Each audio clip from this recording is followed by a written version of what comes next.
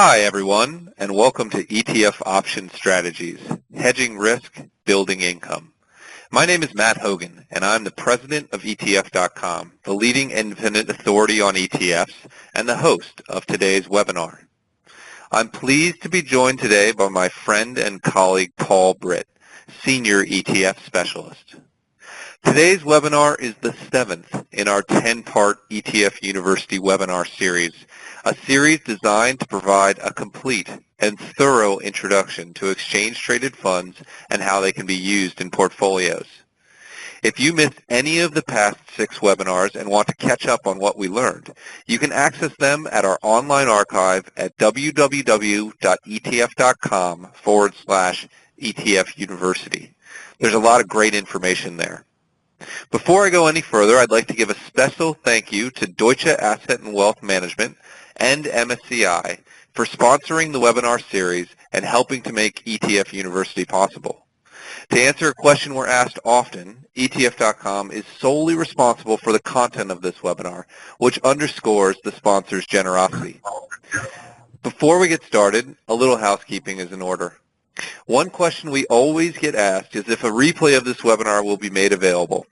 And as with the other webinars in this series, the answer is yes. A replay will be available on our site at etf.com/ETF University within the next few days. Secondly, anyone interested in receiving CE credits for today's webinar, everyone will receive an email shortly after this webinar is over, giving you instructions on how to register for your CE credits.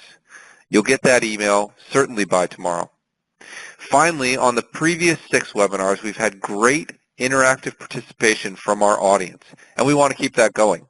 So if you have any questions during this presentation, fire them in using the Q&A window on your screen. We'll collate them and address as many as we can at the end. Don't wait until the end of the presentation to send them in. Send them in as they occur to you. Now, before I hand it over to Paul, who will walk us through the slides today, I just wanted to briefly lay out the topics that we'll hit on. First, we'll cover ETF's huge presence in the options space. It's really impressive. And talk about the pros and cons of using options in today's climate. Then we'll take a step back and do a quick refresher course on the basic options terms and concepts. That'll set the table for the main event, a dive into specific strategies for generating income and for hedging different kinds of risks, strategies you can use in your portfolio today. We'll close with a brief discussion on how to trade options and actually put these strategies into work, and we'll leave plenty of time at the end to answer your questions. Again, you can put them into the Q&A screen at the bottom right of your screen at any time. It should be a great educational hour. I'm looking forward to listening to it, and with that, I'll hand it over to Paul Britt to walk us through the slides. Paul? Great. Thanks very much, Matt, and thanks everybody for attending today. This has been a great series. I know I've enjoyed it a lot and got a lot out of it. So why is this particular topic here, options on ETFs, why is this worthy of its whole an whole hour's worth of information here at ETF University? Well, options are derivatives, and the options provide investors with the unique abilities to hedge and to earn income, to speculate, and ultimately to profoundly change the risk and return scenarios in almost limitless ways. As with other derivatives, the value of an option changes in reference to an underlying asset, and of course, in this case, that is an ETF. What sets options apart, however, is that their value will be very sensitive, meaning it will move with the ETF price in some price ranges, but not move it in other price ranges. And that's very unique. That's quite different from other derivatives like futures or forwards or swaps, where the relationship is more of a linear type of relationship. So options differ from other derivatives in another key way too, which is that money changes hands at the outset of the transaction between the buyer and the seller, and importantly, even if that contract ends up worthless. So these two features, their asymmetric response and the upfront cash, drive the option's ability to hedge and to earn income in ways that just aren't possible with any other kind of security. All right, so we got that. We know that options are very powerful, but what about options on ETFs in particular? After all, options have been around for a long time on stocks. Well, options on ETFs allow this power that we just described to be applied at the portfolio level across the vast breadth of the investable universe. ETF's ability to provide precise exposure, whether to entire asset classes or regions, single countries, single sectors, bonds, commodities, you name it, that helps explain the huge popularity that we're about to talk about in a little bit more detail. So the power to reshape risk and return scenarios does come with costs and risks of their own, as you might expect. And as with investing in general, you give something to get something. This can mean foregoing upside to gain downside protection, or paying a premium directly for the option to reduce risk, or, on the flip side, receiving a premium and returning for bearing some risk. Our primary focus today is going to be options on ETFs, and I stress this because there are other products out there where the option exposure is within the ETF. So options on ETFs, we're talking about puts and calls on ETFs like SPY and IWM and hundreds of others. These other option strategies that are wrapped into the ETF, there's about a dozen of those, and they make use of options as a core part of their strategy. We'll certainly touch on these all-in-one type products and use them from time to time as performance proxies when we're trying to evaluate a particular strategy.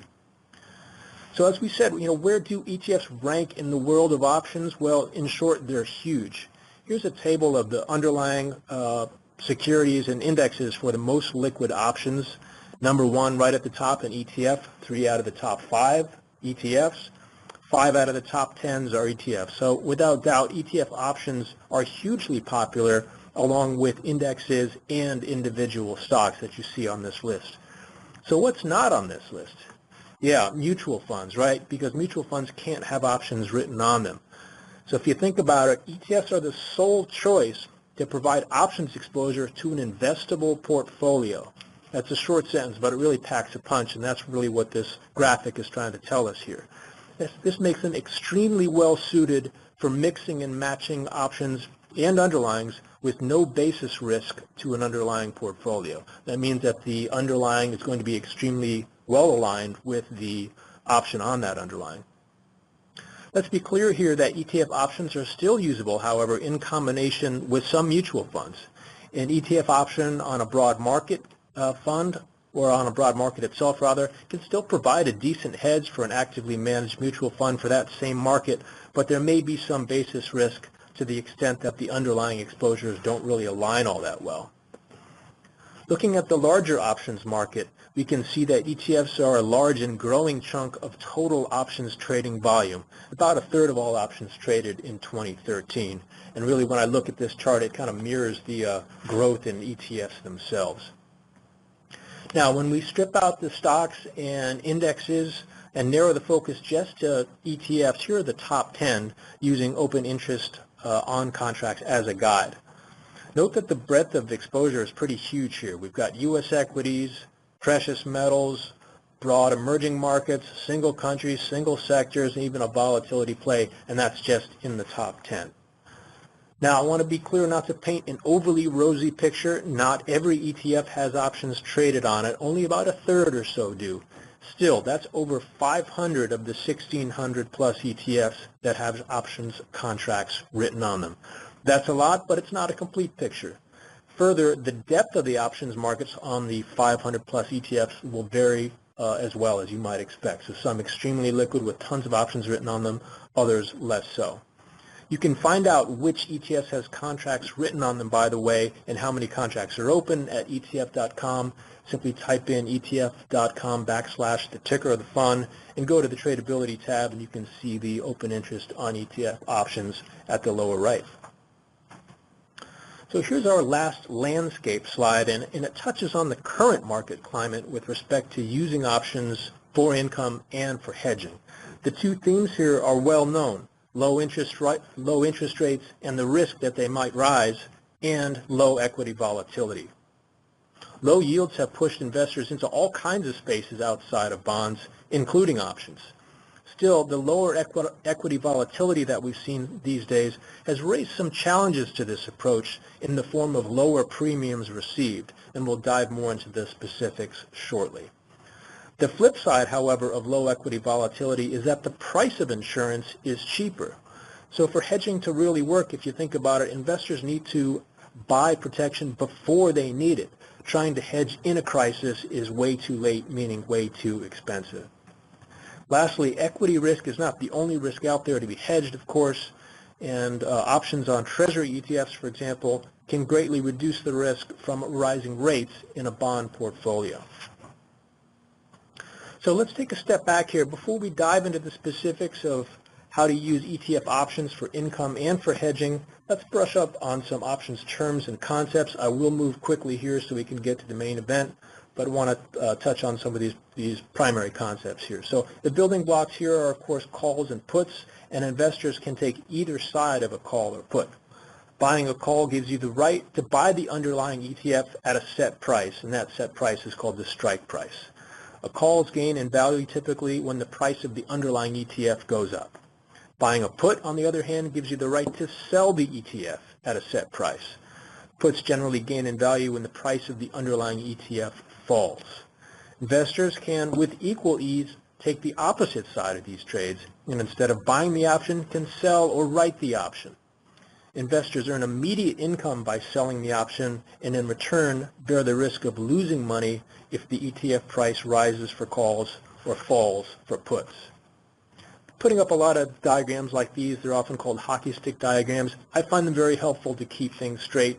They're not perfect representations of reality, but they do convey the direction of what's going on here. For all of these graphs that I'll put up, the horizontal axis shows the price of the underlying ETF, and the vertical axis is the profit or loss from the strategy. Now first, note the asymmetric shape that we referred to earlier.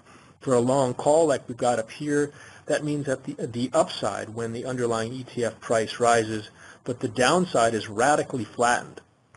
The downside here comes from the premium that you pay for the option and the difference between the strike price of the option and the spot price of the ETF.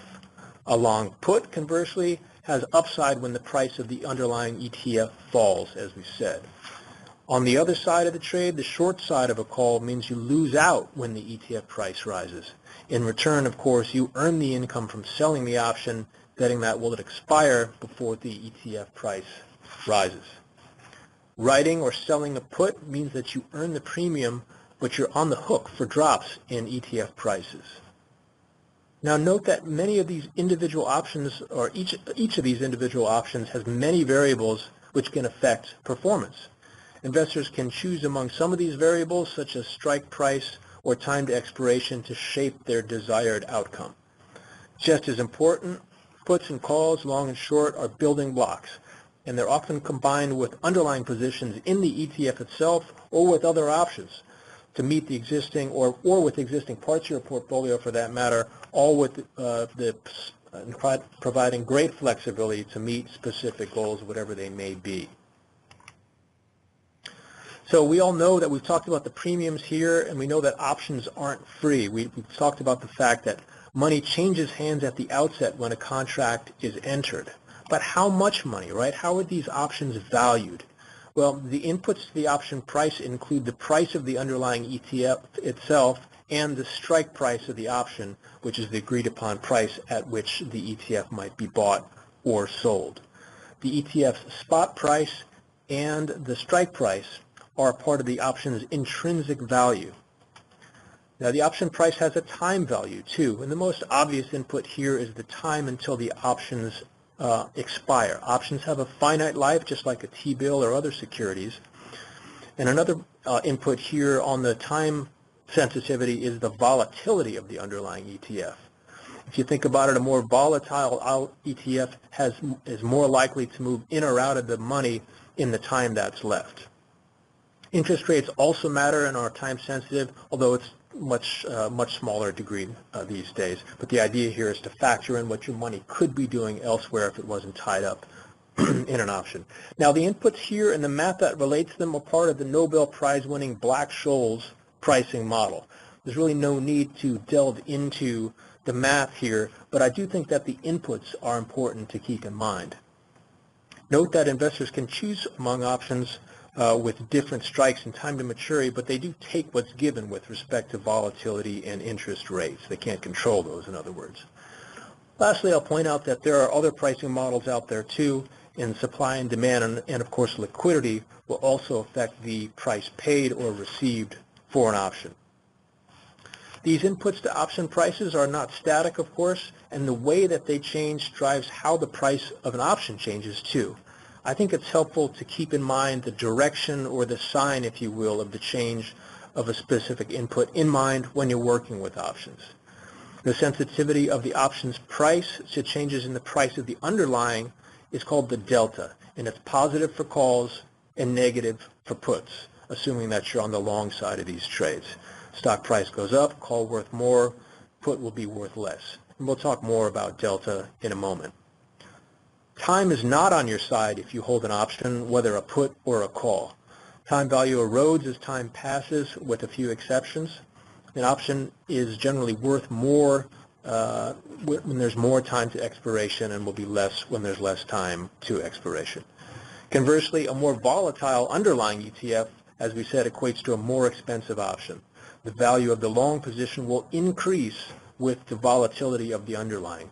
If you think about it, that's part of what makes hedging so expensive if you try and do so in a downturn, but it makes it more valuable if you've acted before you need to. Just another point or two on delta. It's an expression of moneyness, and I hope that becomes plain as we take a quick look at this table, to both the top and the bottom. On the top here, we've got a call on SPY. The call is in the money and by a lot. In the money here means that the strike price is less than the underlying price, and by a lot means that that delta is about 83 out of 100. So what does that mean? It means a strong positive delta that we see here. It means that the price of the option will move in close proportion to the price of the underlying ETF, and that makes sense. That's really what you want in this particular area of the curve, if you will. But why not 100%, even though it's in the money? Well, partly that's because there is still time. There's still 11 days in this case to expiration, and the chance that it could move out of the money. On the bottom table, we've got an out-of-the-money call. The strike price is greater than the underlying price. The delta is very low, so the price of the option won't be very sensitive to the change in the price of SPY. Note the prices here that go along with the descriptors and variables for each of these options. It's high for the in-the-money high delta call on the upper table, and it's low for the out-of-the-money call, the low delta call at the bottom. I'll go briefly in this slide here. These are puts here, and I just called out that it's the same idea, but the sign is negative. So if you've got an in-the-money put, you see a large negative delta, and an out-of-the-money put, it's still negative, but it's very small, and the prices align with the deltas that you see here, very high for the in-the-money and low for the out-of-the-money. Here's our last refresher slide, and it's really all about the building blocks. The power of options comes from the ability to combine options and or the underlying ETF to construct desired outcomes. Now, to be clear, there is no magic bullet here. There's no combination that will produce profit all of the time. However, they can radically reshape those return profiles as we've seen. We're going to talk about both the specifics of both income and hedging here, and we're going to cover income first. But before we dive into the strategies themselves, again, I want to try and give some context here with respect to why options for income. Well, first, the low interest rate environment, we touched on that before. The source of the income for option strategy is in selling the options and earning the premium, typically in combination with another asset to offset some of the risk. Second, such strategies deliver income with less risk than some equity income plays, and there's no shortage of those these days either. At minimum, the risk profile from an option overlay over equity is really quite different from equity itself and from some of these equity income strategies, so that does improve diversification. Third, and maybe most interesting here to me anyways, is the use of options to squeeze income from assets that don't inherently kick off cash flows on their own, like gold and silver, or to a lesser extent from securities that aren't typically associated with income, like tech stocks found in the NASDAQ 100 ETF QQQ. Fourth, income strategies like covered calls are well known and broadly adopted. That doesn't mean that they guarantee fabulous performance, but the idea is that there's broad acceptance of the strategy and that there are track records for these strategies as well. So here are the nuts and bolts of the covered call strategy. I just hasten to point out that covered call is also the same as a buy right. They are one and the same, just different terms to talk about the same approach. As we said, you sell the call option here to earn the income. You typically combine this position with an equal nominal exposure to the underlying ETF. You give up some upside and carry almost all of the downside, offset by that premium that you receive at the outset. Note, too, that this position is fully collateralized by the long underlying ETF. So here's a reminder of what the short call looks like on its own before you add in the underlying ETF. A long position in the underlying ETF, if you think about it, would be a straight upsloping line, that sort of one-to-one relationship. So when you put them together, you get something that looks like this. This is the classic covered call profile of the return, the profit and loss here. Again, you're earning income from the premium. If the price of the underlying ETF does not increase, the call that you've sold expires worthless to the long holder.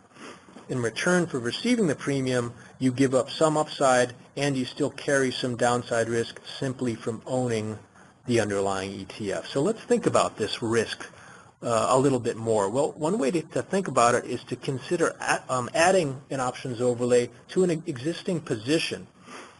Let's say you already own SPY, for example, and you say you just want to add an option overlay. So in this case, covered call, you'll be selling a call on SPY that you already own.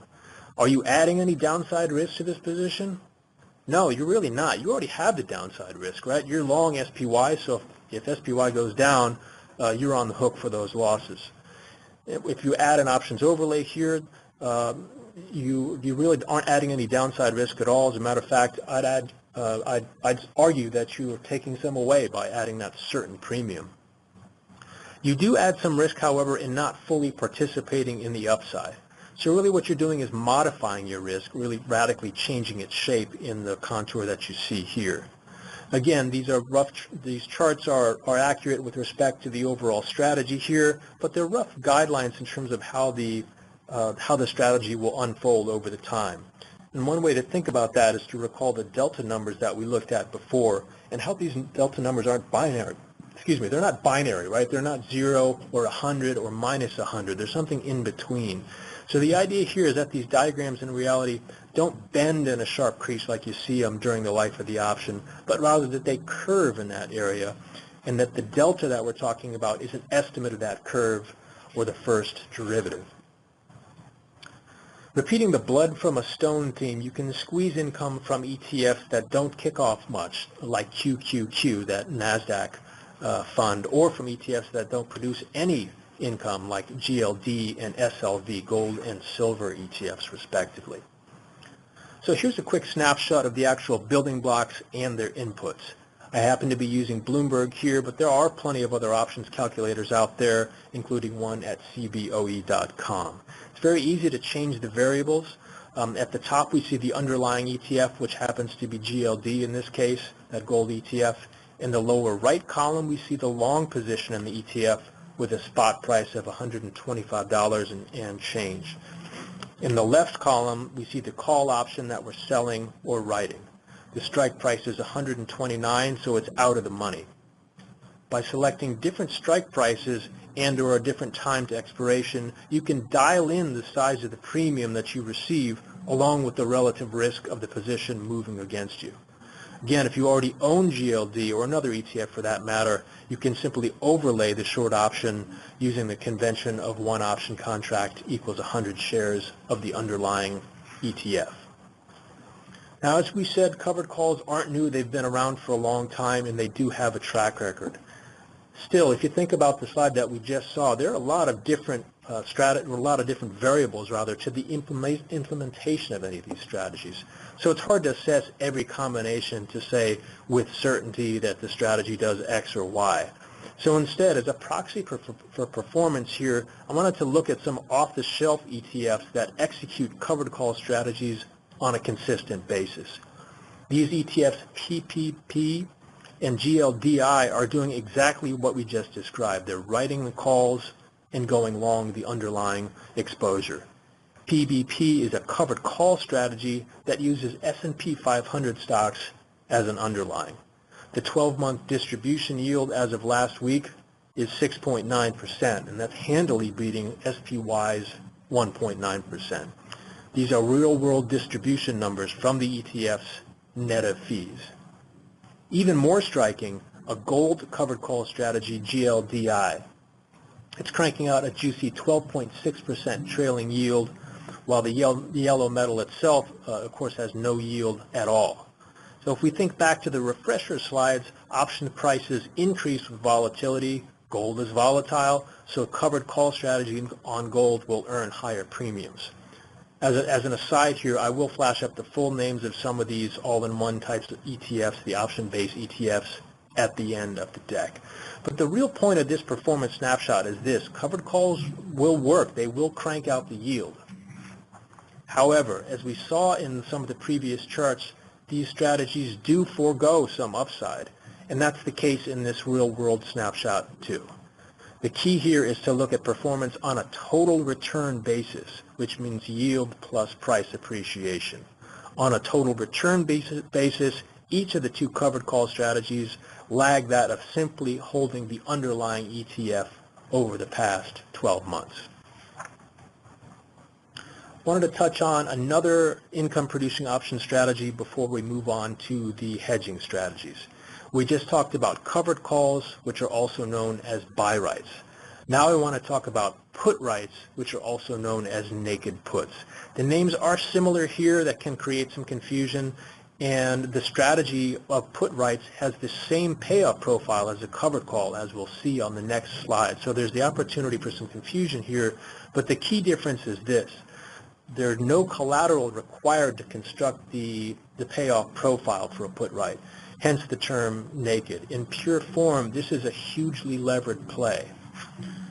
It's not an overlay, in other words. It's a standalone short put. There's no collateral baked into the profit and loss, though you may need greater margin for this type of strategy, and your risk is certainly greater than the margin amount.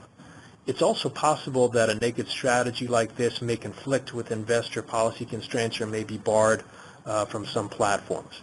The bottom line is you need to be ready to buy the underlying ETF, since it's not baked into the strategy and you could be assigned the ETF. The draw here, however, is outsized gains in the form of income relative to the capital required. Because it's a levered play, you put down less money, you have that opportunity for huge upside, and huge upside in the form of income. The downside, of course, is being on the hook for losses far greater than your invested capital. Leverage aside, put rights different from covered calls in that you're selling puts rather than calls. And this does make a little bit of sense in that, all else equal, puts are more expensive than calls, so if you're selling something, why not sell something that has a little bit more value? In this example, we're writing or selling calls on GLD, that same gold ETF, and a volatile underlying, as we noted. So that volatility will also increase the value of the options. In this particular case, GLD spot is at 125.04. The strike is at 125, so this is a put that's essentially at the money. And that does sound risky, since the spot can quickly drop squarely into the money, which hurts you as the option seller. Still, you can choose a strike that's lower to reduce the likelihood of that happening. More importantly, perhaps just from an overview, note that there's no column here for underlying exposure. Again, this is just a short put. A quick performance check here, again, using one of the off-the-shelf ETFs as a proxy that's following this strategy. Here it's HVPW, which employs a put-right strategy.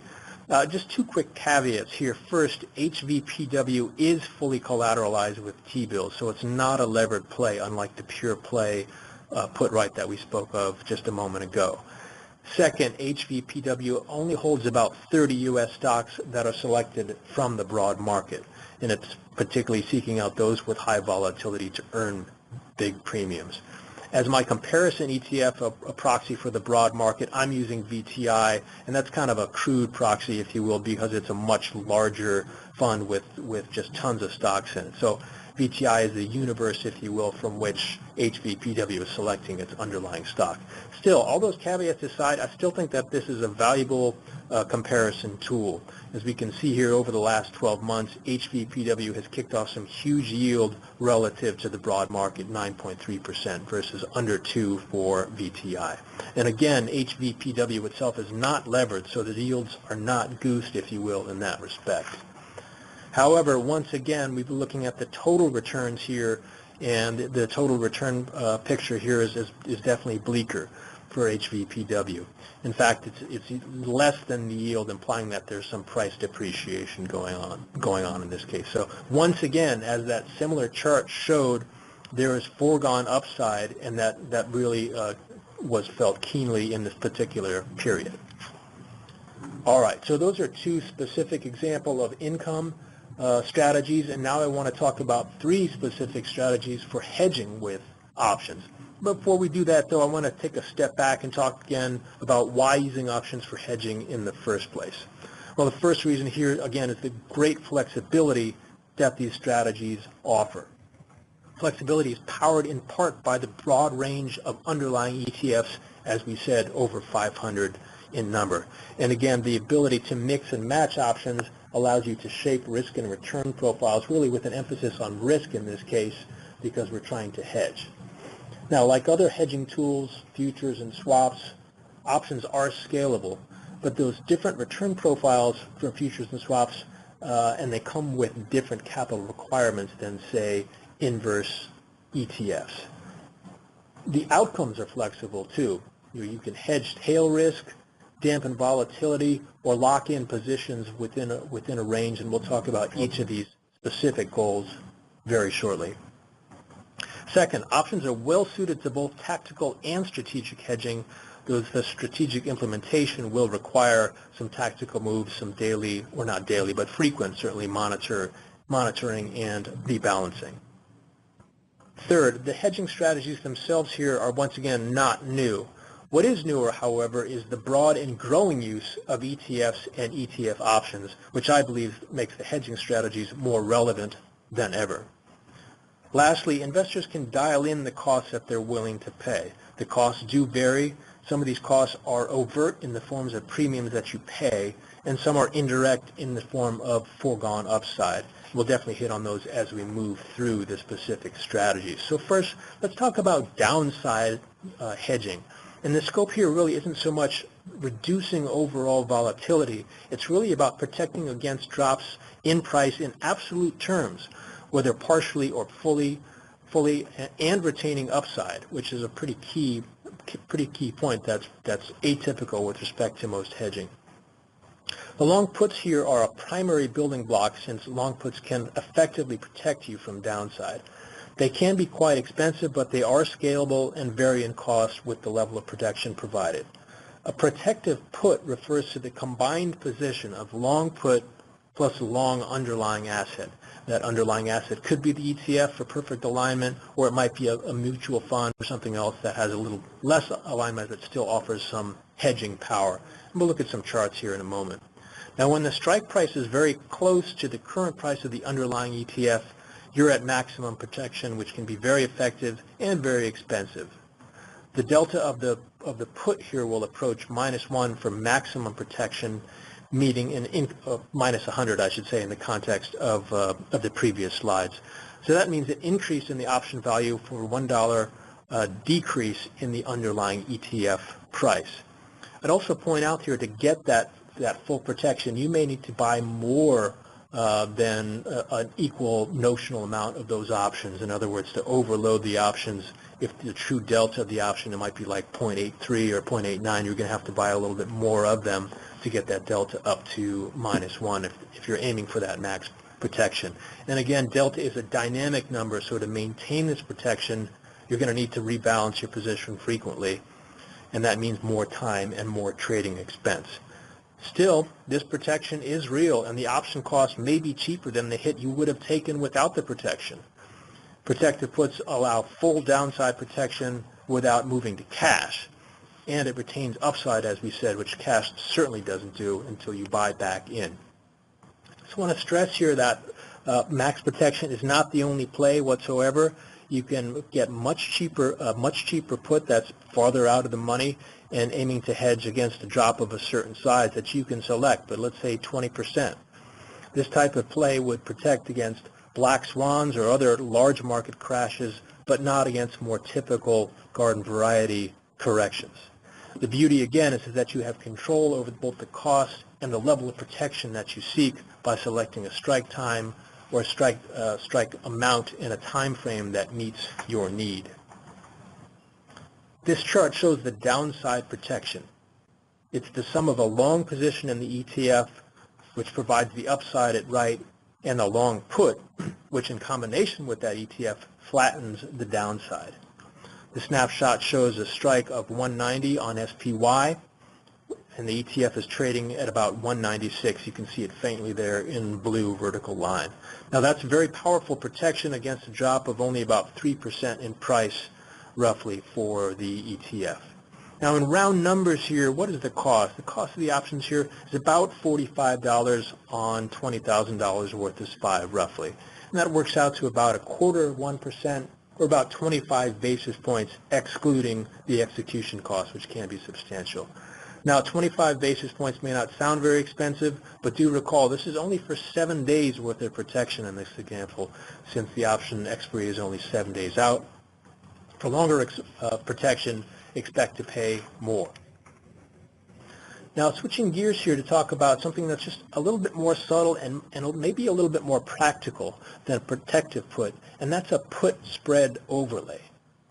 This strategy eliminates downside risk, but does so only in a certain range, meaning it doesn't fully hedge out the tail risk. It partially offsets the cost of the long put by selling a put farther out of the money.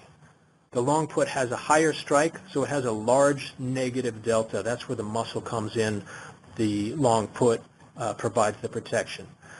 The short put that you're selling is farther out of the money, but with the same underlying ETF and the same expiration date. The strike price of each put sets the range at which the protection occurs and determines the net cost of the protection. So here are the two puts put together, so to speak, but without the underlying ETF. Just trying to show some of the building blocks here as we go. The long put, again, has a strike price close to the underlying. It gives the protection. The strike is 190, while SPY is at about 196. The short put is farther out of the money at about 175 in this example to offset the cost. Again, selling one option to partially offset the price of the other option that you hold. Now, if you add in the underlying, which is that straight up sloping line, the underlying here is a long position in SPY shares, and this is what you get. It's targeted but not full downside protection, and you retain the upside as well. SPY is again at about 196 here, shown in the blue line. It's kind of hard to see, but it's to the right of that plateau of protection in green. This example provides downside protection that kicks in when SPY falls, if SPY falls below 190, and extends that protection all the way down to 175, which works out to be about a 10% drop. Now, you're still on the hook for losses below 175. Still, these numbers are fully adjustable depending on the availability and the liquidity of the options at the strikes and dates that you need. This approach provides great protection against a routine type of correction, but not a massive pullback. Here's a table that shows these positions, once again, just looking at it in a different way. A long put at 190, short put at 175, and long the underlying ETF SPY. The net cost of the protection, again, will vary, depend on the variables that you dial in. Now, let's say that your goal here is to not so much hedge the downside, but rather just to smooth out the overall volatility. Just want to dampen that volatility as you might do with a low vol type of ETF like SPLV, for example. Well, it turns out that the covered call strategies do tend to reduce the overall volatility of a portfolio compared with what you might get with just a long position on the underlying ETF without a short call overlay. The cash flows from the strategy may help, but I think just the overall nature of the strategy may be the larger driving force here. To look at some performance snapshots, I'm going to return to the same all-in-one type ETFs that we used as proxies earlier on for the covered call strategy. Now, if you look here, the volatility over the past year is markedly lower for covered call strategies for both S&P 500 stocks and for gold. We see the same story routinely here at ETF.com when we look at beta rather than standalone volatility. It's lower for covered call strategies compared with the standalone ETF. Now, if you think about it, you may be recalling this particular slide and saying, hey, covered call strategies, don't they cap the upside and ride the downside? Are these strategies merely capturing the downside volatility but foregoing the good volatility, meaning the price variation on the upside, to get that overall lower volatility number? Well, that's a great question. However, when I looked at the actual data, I measured downside volatility for this same downside set, and it was once again lower for both of these two covered call strategies. Now, so the takeaway here is if you overlay an existing long ETF with a short call to earn income, you'll likely lower your overall volatility. Or let's say you're not particularly income focused, same notion applies if you have a long position in an ETF or a similar mutual fund. If you overlay a short call on top of it, you will likely reduce the overall volatility of the position. The real world numbers here do suggest that some of the charts that we looked at are helpful, but again, that they're just rough approximations of what's going on here. So I want to get to our third strategy here within the hedging space, and this one I think is maybe the most interesting of all. If you have a specific goal to lock in a position within a range, this is a really tactical type of approach. And the idea is this: let's say an investor, a client, has a significant expense on the horizon, maybe a wedding or a down payment for a home, tuition check, something along those lines, and the investor plans to sell securities to pay for this event. In other words, to meet a liquidity event. What you can use here is a collar, which can lock in an existing position, however, do so within a range to allow for some price movement within a defined comfort zone, but it's still ensuring that the value meets the expense in the worst case. It's made from a long put and a short call in the same amount with the same expiration date on the same ETF. Both the long put and the short call are out of the money. The chart here shows the collar without the underlying ETF. The long put powers the upside on the left and has a lower strike than the ETF spot price, shown faintly in blue here. The short call drives the downside on the right and has a higher strike. The premium that you receive from the short call helps to offset the cost of the long put. Here's the collar plus the underlying ETF, and again, the underlying ETF in this case happens to be SPY. The net position here combines a protective put and a covered call, two strategies that we looked at earlier. Now note that this is a fundamentally different shape than the put spread that we looked at a moment ago. The put spread had upside and downside with a plateau in the center. For the collar, however, that's kind of turned on its head or rotated sideways. I'm not sure what the analogy is, but really the key point here is that the protection is to the upside and the downside for a collar with some room to run in the center.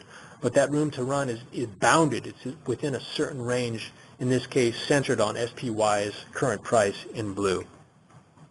So again, the thinking goes something like this. Hey, I've had a nice run with SPY at 96, but I know I need to sell soon. I've got a big red X on a certain date up in the future, and I know I'm going to need some funds to meet that commitment. So I can tolerate a drop down to, say, 190, but no less. And, a little upside up to 200 would be nice, but I'm willing to forego upside beyond 200 to help pay for that downside protection.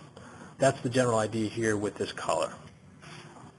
Again, if we look at the building blocks here, we can see the put that you're buying on the left, the call that you're selling in the middle, and the various strike prices, and the spot price of SPY on the far right. That's your underlying position. Note that the costs of these strategies are shown in the bottom row. The costs here happen to be shown as positives, and the gains from sales as a negative. But where it nets out is that the long put at 190 costs about $43 total. I get 14 for selling the call at 200, so that's a net cost of $29 for this position. That's applied to about $20,000 roughly worth of SPY. Once again, since option contracts are for 100 shares of the underlying ETF at about 196 each. So that works out to about 15 basis points excluding execution costs. You can get the cost lower by foregoing more upside or giving up more downside. If you need more protection, the cost would go up. Now, once again, 15 basis points sounds pretty cheap, but again, this only covers about 14 days. Annualized, that number works out to about 4%, which is a pretty huge number, right? So this really is a tactical kind of move. Still, for an investor or client who's planning to sell securities to meet a liquidity event, this can be a very powerful tool that can be well worth the cost. So that wraps up the income and hedging part of the presentation, looking at those specific 5 or so strategies. But I did want to take a moment or two here to talk about some implementation ideas and before we take your questions. So as we've been saying here, working with options requires trading, sometimes frequent trading, and that happens even with some strategic approaches which may require regular rolling of the options and monitoring and rebalancing. That means that trading matters more here than it might in a typical buy and hold type of investment. We've been focusing on listed options. Those are options that trade on an exchange, such as the Chicago Board Options Exchange. The key thing with listed options is that they're standardized, and maybe most important of all, the counterparty risk is minimal. That's the beauty of working through an exchange. Options trade on the CBOE between 8:30 and 3 o'clock Central Time. In contrast, OTC or over-the-counter options are bilateral agreements. For OTC options, you bear the full counterparty risk that cuts both ways, but you do have greater flexibility. A definitional point here, European options can be exercised on expiration only.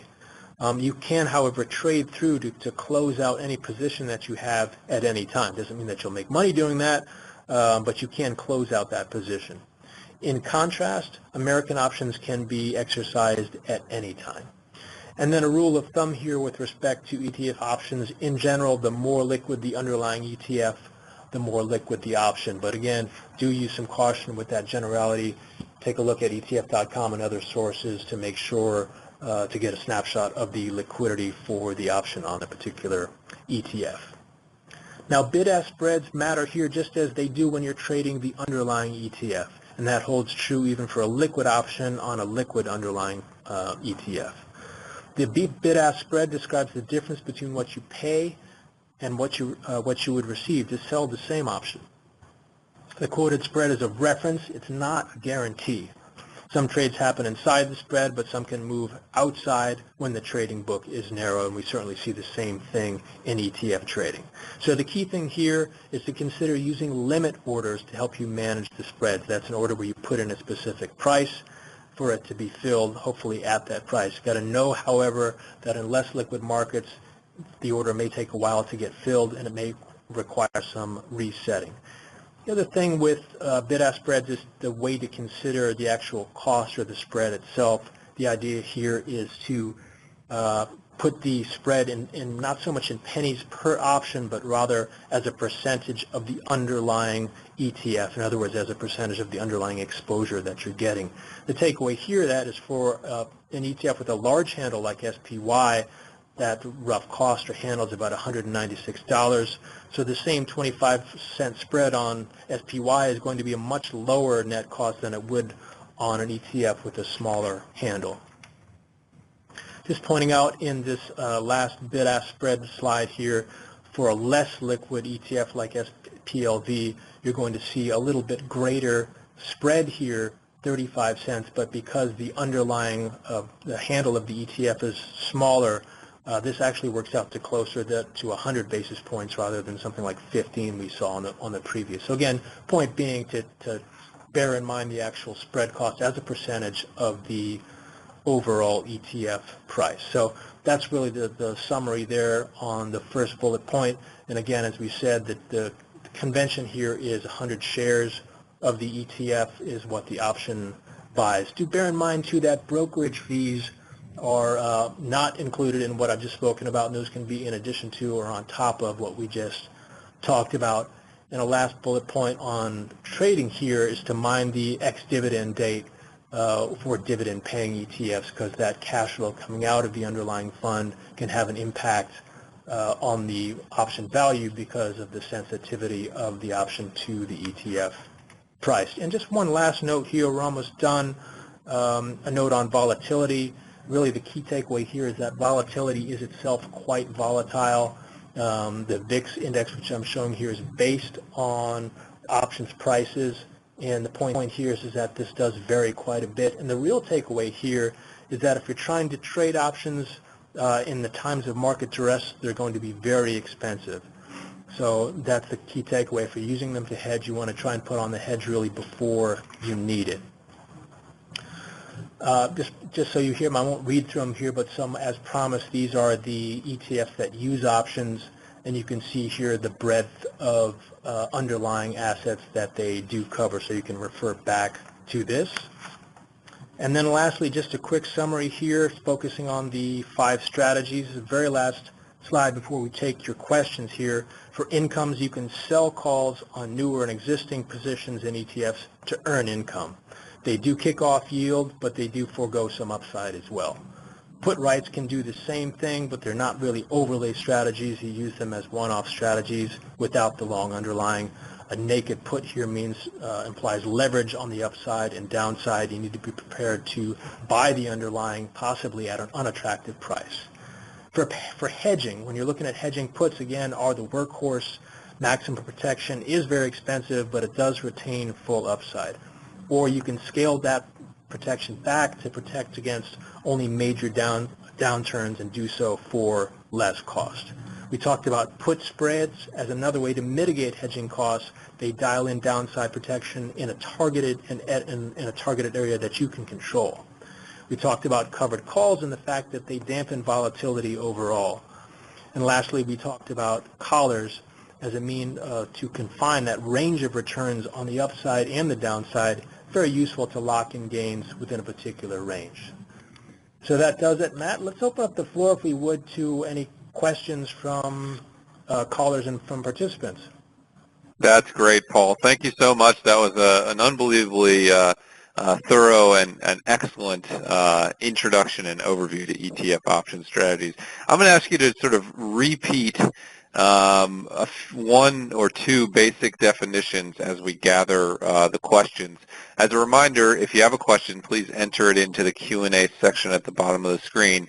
You know what? We've had a few questions toward that end asking you, Paul, to sort of walk through in 30 seconds again, basically what a buy right and put right strategies are, how you put one of those on, what the expected return is. I know you mentioned that briefly in your last slide, but maybe, just for 30 seconds, start from square one and cover those two. You bet, sure. For the covered call, which is a very popular income-generating strategy, the idea is simply this. You're taking a short call and you're overlaying it over a long position in an ETF. Maybe that sounds complicated, but if you think of it from the position of, say, already owning an ETF like SPY, or maybe an ETF that doesn't produce any income like GLD, you can overlay the option, and that means selling a call on that option, and the income comes from selling that call option really on a repeated basis to do this strategically. So you're earning that income, and in terms of that expected outcome from the strategy, that profit and loss type of approach, you're going to be foregoing some upside and still having some of the downside risk that you would have had anyways from owning the ETF, but you are earning that steady income. That's the nature of the covered call strategy. A put right or naked put will deliver a similar type of cash flow or a profit and loss type of thing, but the key thing with the put right, most of them in their pure form, they are entirely leveled. They're leveraged. They're not collateralized, so you can use way less capital in the good and bad news department. So much more risky, but possibility of more upside. Right. Now, as an advisor, Paul, how should I think about the the difference between buying an off-the-shelf item, take your pick of which strategy, but even something like PBP, versus creating my own covered call strategy. What are the pros and cons of each?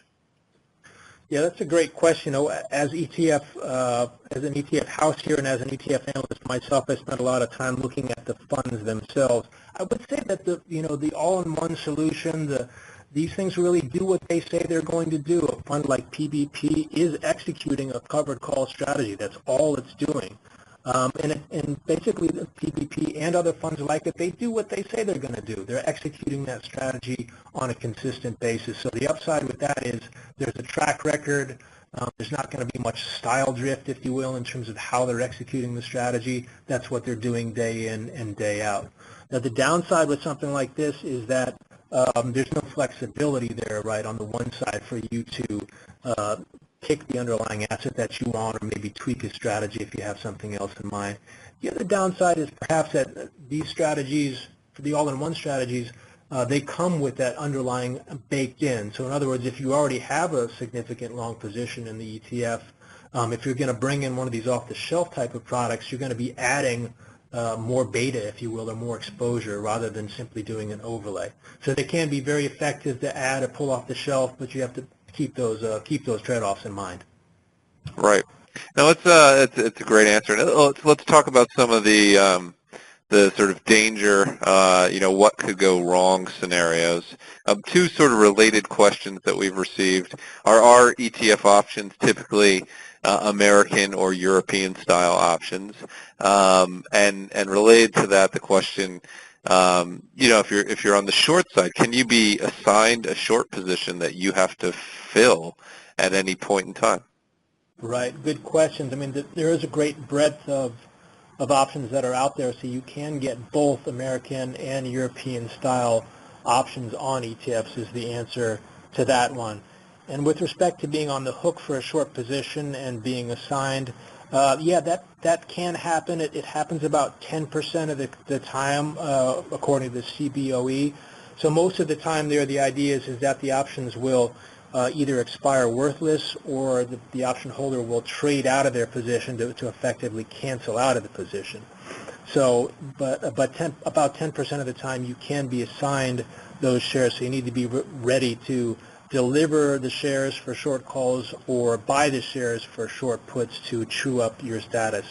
And arrangements may vary depending on your relationship with the brokerage account and the nature of that brokerage account, but that is definitely something to watch out for. Good questions there. Right. And what other hidden risks, like what else can go wrong when using ETF options? Or, do you see wild pricing issues happen? And where should people be trying to execute those trades? You saw a nice bid-ask trade. Can people execute right in the middle there? Is liquidity the biggest risk? What are the hidden risks that perhaps people should keep an eye out for?